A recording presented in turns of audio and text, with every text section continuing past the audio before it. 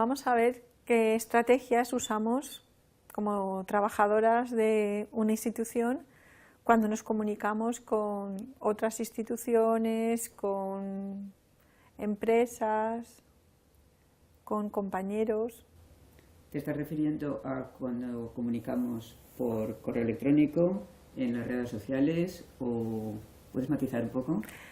Bueno, yo normalmente me comunico por correo electrónico con compañeros y con otras instituciones y con empresas, por ejemplo. O también hacemos comunicaciones virtuales y, a ver, ¿qué estrategias utilizamos? ¿Respetamos las normas de etiqueta? ¿Somos políticamente correctas? Yo normalmente cuando comunico por correo electrónico, que es lo que hago con más frecuencia, en respuesta a un mensaje anterior siempre me guío por cómo han diseñado ellos su correo. Entonces, si han puesto estimada señora, o han puesto hola, si han utilizado un lenguaje formal o informal, y normalmente lo que hago es seguir la misma estrategia que han utilizado ellos. Y si inicio yo la conversación, pues prefiero ser un poco más, controlar más el lenguaje y ser formal. Y hasta que no llega un momento en que ellos han dado el paso de mostrarse de forma más informal, sobre todo en las despedidas o en la introducción, pues prefiero ser más neutra y utilizar una estrategia que no cree susceptibilidades en un momento concreto.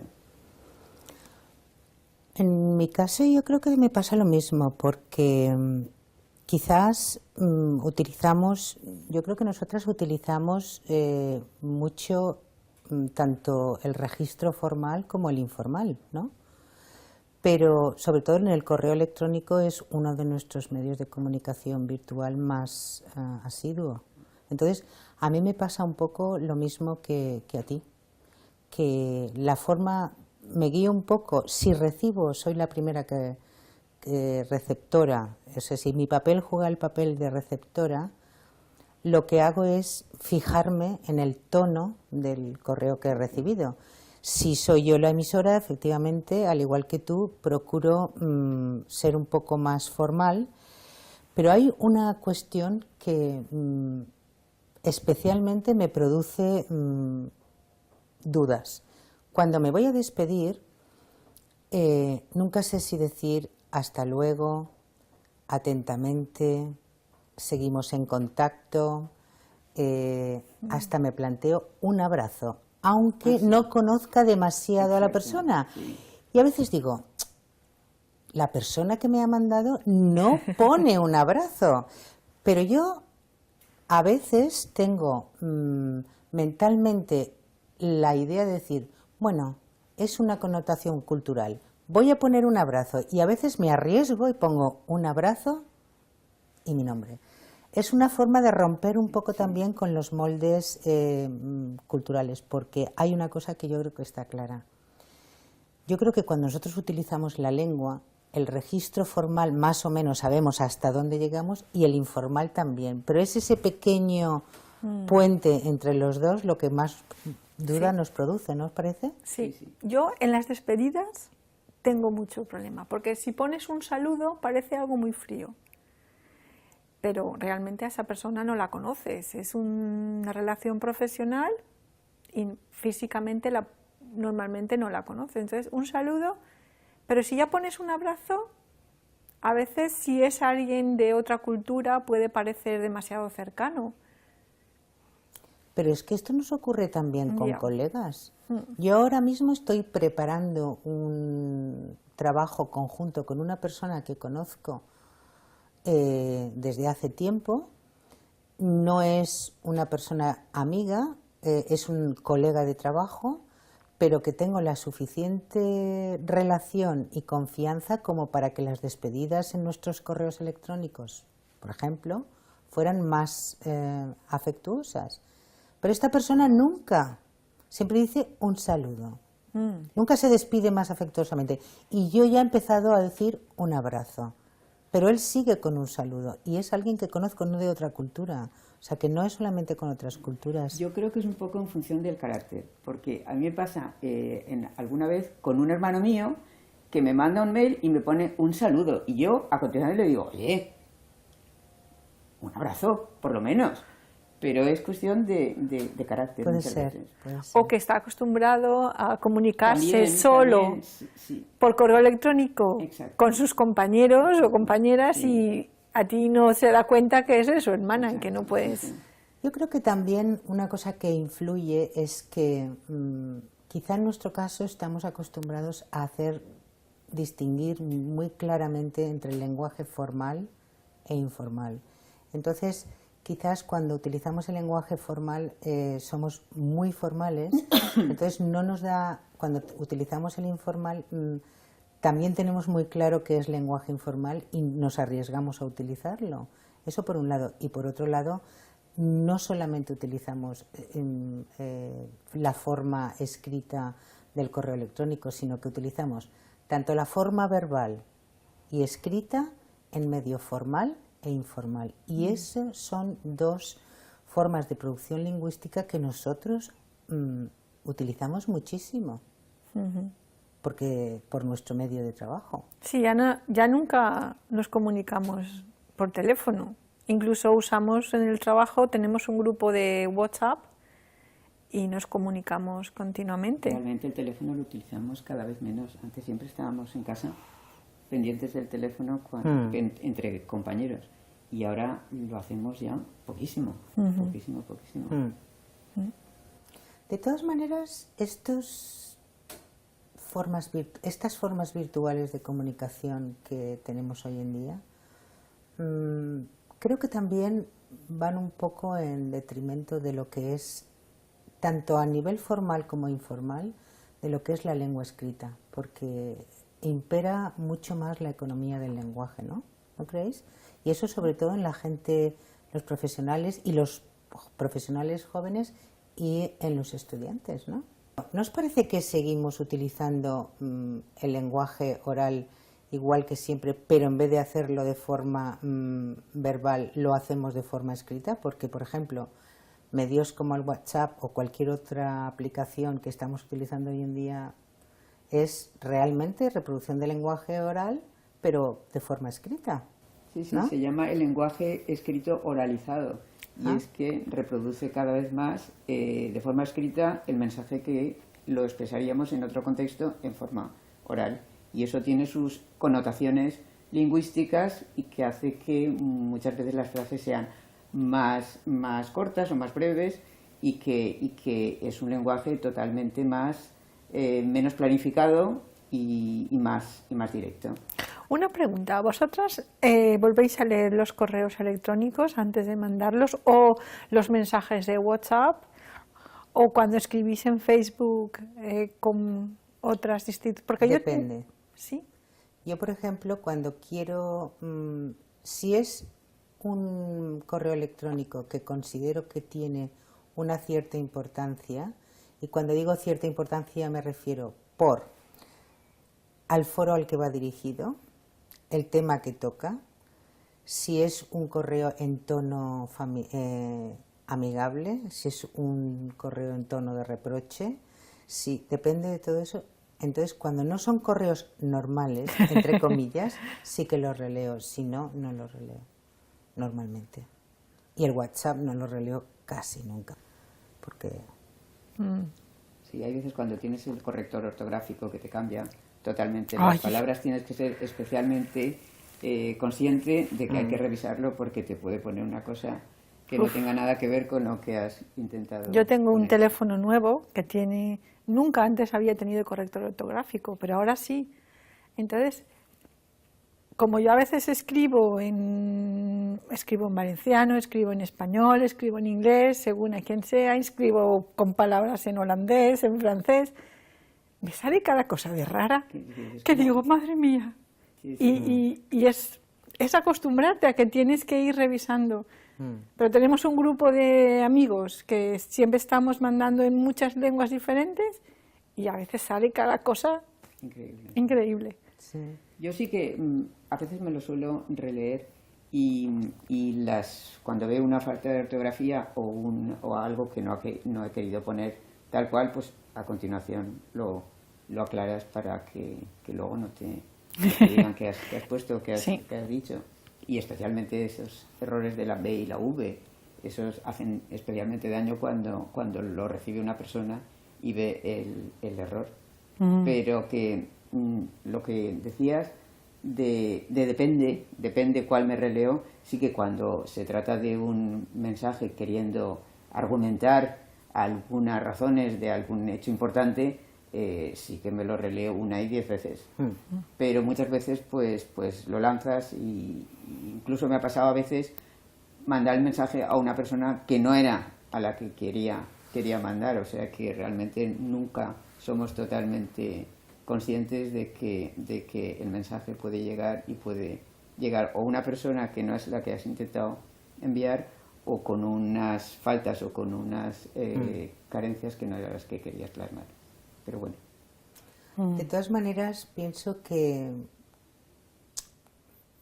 no sé, en mi caso, por ejemplo, tengo especial manía persecutoria de utilizar los acentos cuando escribo en español. Hasta hace 2 años jamás escribía un correo electrónico o un mensaje por teléfono móvil o en cualquier otra plataforma donde los acentos no estuvieran perfectamente colocados y todos. Sigo teniendo un poco de manía, pero ya me voy relajando, sobre todo cuando empezamos a tratar de los diftongos EI, toméis, habléis, cuando algunas veces llevan, otras veces no llevan. Entonces ya, por no pensarlo, esto mismo que yo de alguna manera manejaba perfectamente, yo digo, bueno, pues no lo pongo. Pero es que te lo señala en color y es lo que yo digo, como voy rápido no quiero, pero como te lo señala el color te hace daño. Y entonces vuelves a abrirlo y lo corriges. Pero depende de la plataforma. El WhatsApp, por ejemplo... No, en WhatsApp nunca. Bueno, alguna vez, pero... en mi teléfono nuevo sí. Mira que cuesta. En mi teléfono nuevo me lo subraya. El mío es arcaico todavía. Pero como no me di cuenta de la lengua en la que está, me puede subrayar y me lo cambia y entonces...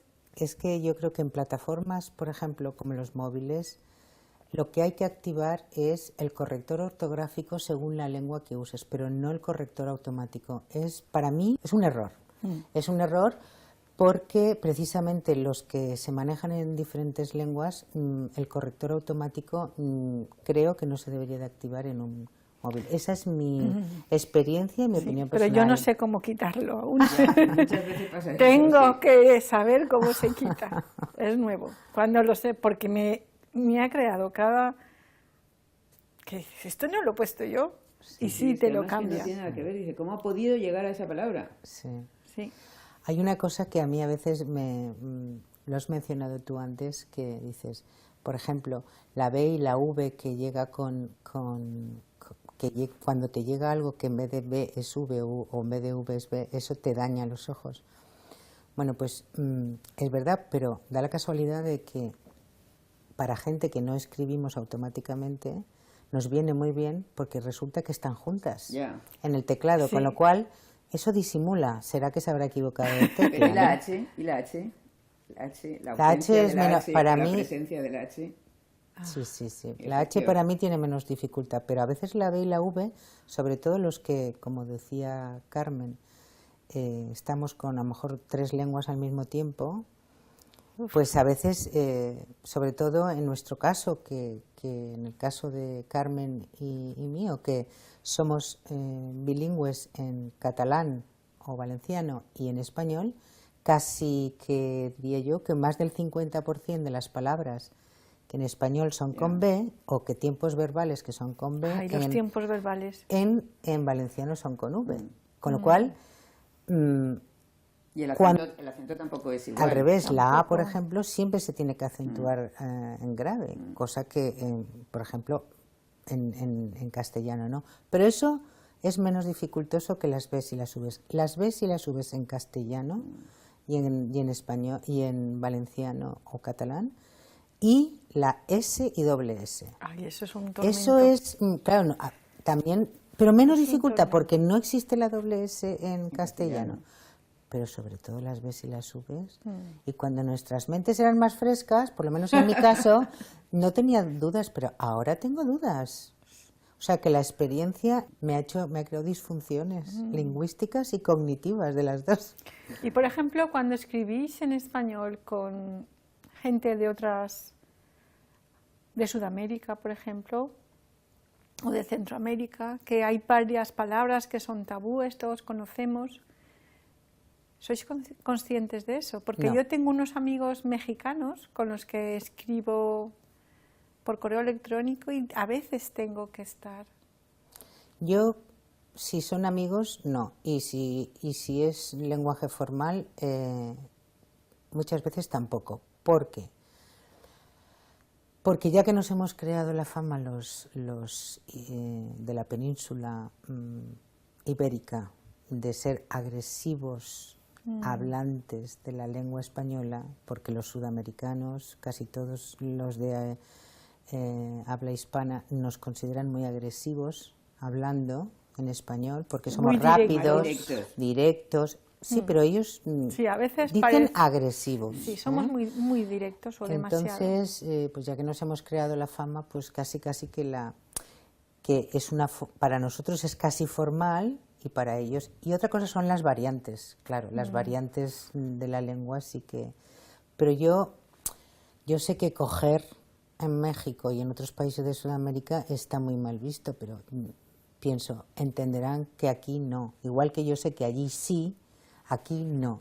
Entonces, un poco procuro mantener mis variantes léxicas. Pero yo creo que se deberían, uno debería ser consciente si estás trabajando con empresas o instituciones latinoamericanas, y porque eso puede ser ofensivo. Entonces, No serán tantas las palabras, yo es que no No, tengo no tantos son contactos con tantas. Sudamérica, pero será una lista. pero sí hay una lista que se tiene que respetar. Fíjate, yo creo, estoy de acuerdo contigo que sí, que hay que conocer, pero precisamente la multiculturalidad creo que funciona en las dos direcciones. Al igual que nosotros tenemos que intentar no ser ofensivos con nuestra forma de hablar, ellos también tienen que intentar ser comprensivos con nuestra forma de hablar. Y al revés. Es decir, si a mí me llega algo que me siento ofendida, tengo que entender que ahí está la multiculturalidad. Por eso es importante conocer al otro y tener, yo creo que sensibilidad cultural precisamente Sí, ¿no? para Hay esto, que ¿no? ser muy cauto, porque realmente no, y ya no por herir en cosas concretas, sino ser consciente de que aunque el español sea el mismo, es que es distinto. El otro día estábamos en un congreso en que nos mostraban una película sudamericana y realmente es que nos resultaba difícil entenderla a nosotros que hablamos la misma lengua. Entonces, que en la comunicación, cuando se da con esos países, tenemos que ser muy conscientes de que las frases sean cortas, que sean sencillas, que queden claras, porque cuanto más lo compliquemos, más susceptible será de que haya confusión o que no se entienda, porque es que son idiomas que es el mismo idioma, pero que realmente con muchas diferencias a nivel de vocabulario, por ejemplo, de expresiones, que las tenemos que cuidar. Y sobre todo cuando las intervenciones son orales, creo que la dicción es fundamental, hacer un pequeño esfuerzo, porque eso que tengo una colega que dice que no hay malos acentos, sino acentos exóticos, ¿no? Pues esto hay que mantenerlo porque es tu identidad, pero cuando yo creo que ahí es donde la dicción es muy importante, porque a veces por culpa de la dicción no entendemos. Ya, hay que vocalizar bien, y yo, hay que hablar despacio y tenemos que mentalizarnos y tenerlo presente cuando estemos hablando. Tú tienes mucha experiencia de hacer teleconferencias por Skype o por otra vía con gente de otras culturas? Que puedes... Sí, tengo experiencia, pero como en opiniones de otros profesionales, la verdad es que en estos casos siempre utilizamos registros muy formales, porque además es una de las condiciones y normas. De hecho, hay normalmente una persona que está encargada de que sea así, para que no haya...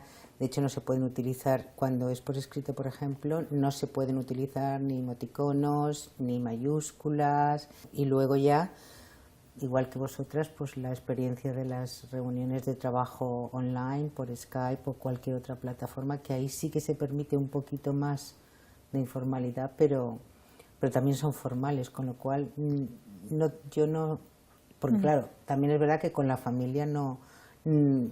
Si hacemos una conversación por Skype con la familia que está lejos, no vamos a aplicar ningún tipo de protocolo lingüístico, pero hay un poquito quizás en las reuniones de trabajo, quizá un poquito más de permisibilidad, diría yo. Pero desde luego, si lo usas a nivel profesional para hacer como plataformas de trabajo, en el caso que yo lo he utilizado, era muy formal. Muy formal.